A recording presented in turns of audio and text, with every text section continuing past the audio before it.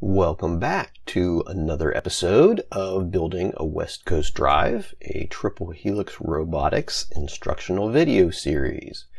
In the fourth episode, we will be using the drill press to drill outside axle clearance holes into the drive rail that we're working on.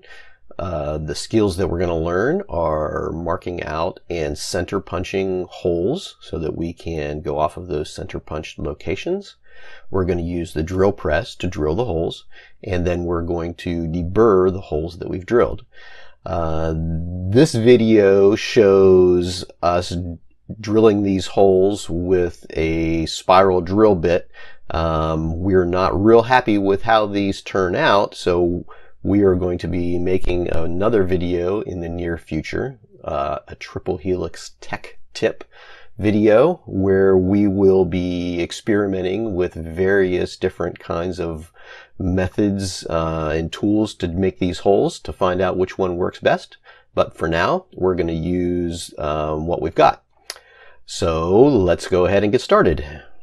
Our first center hole is drilled. It's on size. And now we can work on our outside holes. And the outside holes don't have to be done on the milling machine because they don't have to be super precise. So we're going to do them on the drill press instead. We know that the holes that we want to put in here are going to be 10.270 from the center to here. And then in this direction, we're going to put it right in the middle, which is going to be, if this is 2 inches tall, it's going to be 1 inch down. So I'm going to write down 1.000. The sequence here is first you locate your hole, then you center punch it with a punch and a hammer, and then we can drill it. I'm going to give us a tick mark in the center to show where the center is. We'll lay this on like this, line it up with the center. So 10 1/4 and a 1/16 is right there. And then I'm going to use the square and line it up on that tick mark, and then we're going right to the center. So it's right here and right there. So there is where our center line was going to be. So when you do a center punch, you take your tip and you set it right on the center of that crosshair. You set it up and you give it a good whack. Okay, so 10 1/4 and a 1/16 is right there. Tell you what. Bye. Let's cheat in and go to 11 1/4 and a 1/16, and then you can mark it on the 1 inch mark. Okay. Is that better?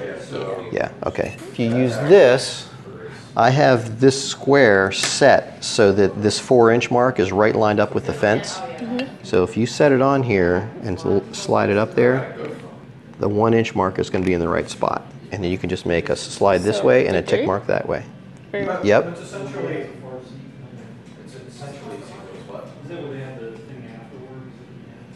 And then make a tick mark back. That's it. Perfect.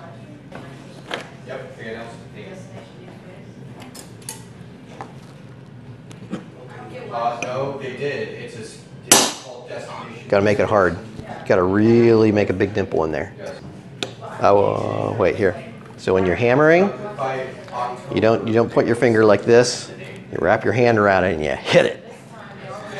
They did the same. Yeah, they just did the same thing.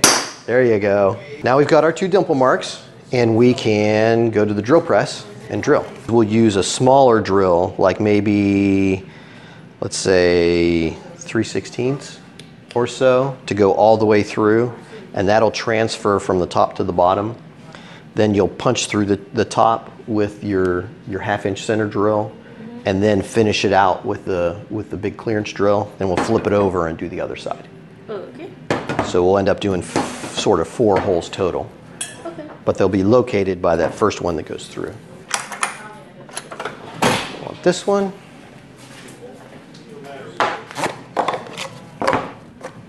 Okay. All right. Drill press. Drill press. So let's get some light. And let's wipe that all clean. You know we need to do that.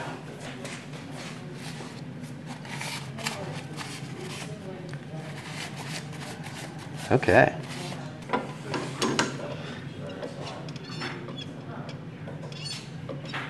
Okay, and now flip it on and make sure that the drill bit's not in there crooked. So it should run true if you turn it on. That's good enough. Okay. Now, we're going to put this in here. Tell you what we're going to do. We're going to take our marker and see where the hole is. I'm going to mark on the jaw where the edges of that slot are. There. So as long as we put our dimple in between those two marks, we know that we're going down into that hole. We're not going to break the bit. So if we put it right like that, clamp it down.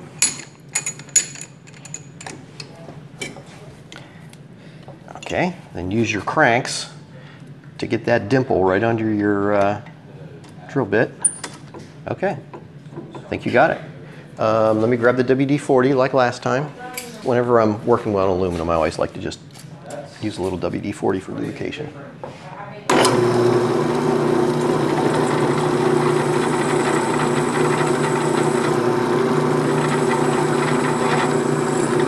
Good. Now go all the way through.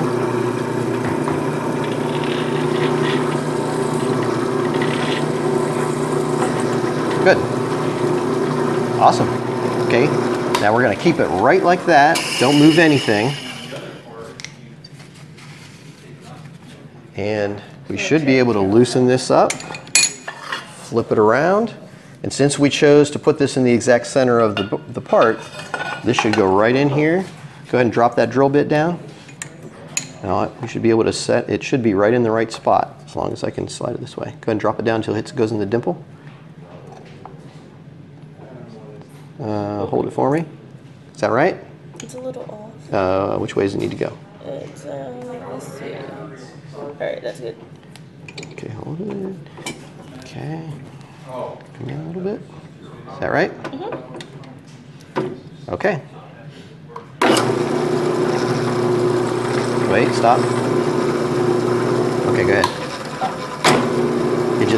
It went a little this way when it went down. There you go.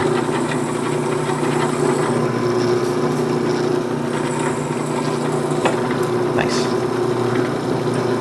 Right on through.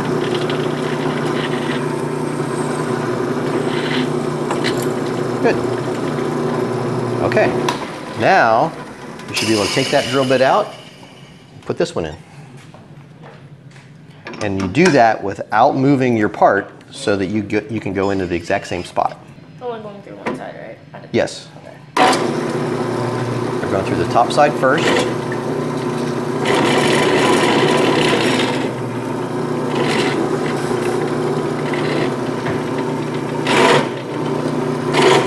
Go ahead and get some pressure. You're good.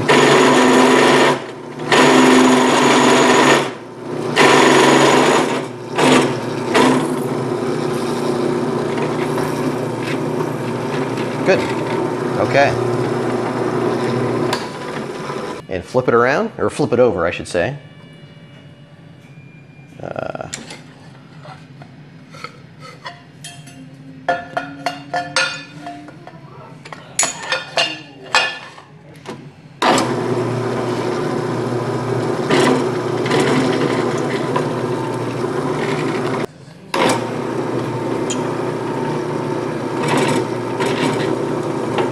There we go.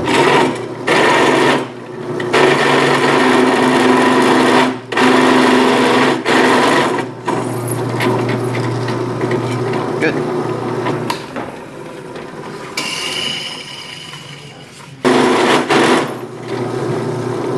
Good.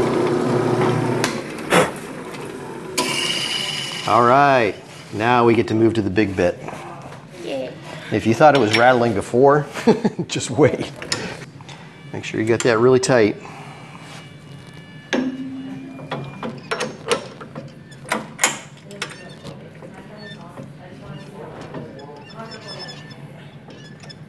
So drop it down. Okay, see how it kind of pushes it that way? The bit wants to move, Yeah. so we want to move this in and now drop it.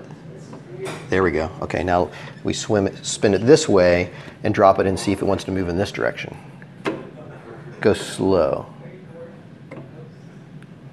Does one of the sides touch before the other? No, it seems pretty good. Okay. All right, this is going to be really chattery when you drill it. So just be ready. Okay, go for it.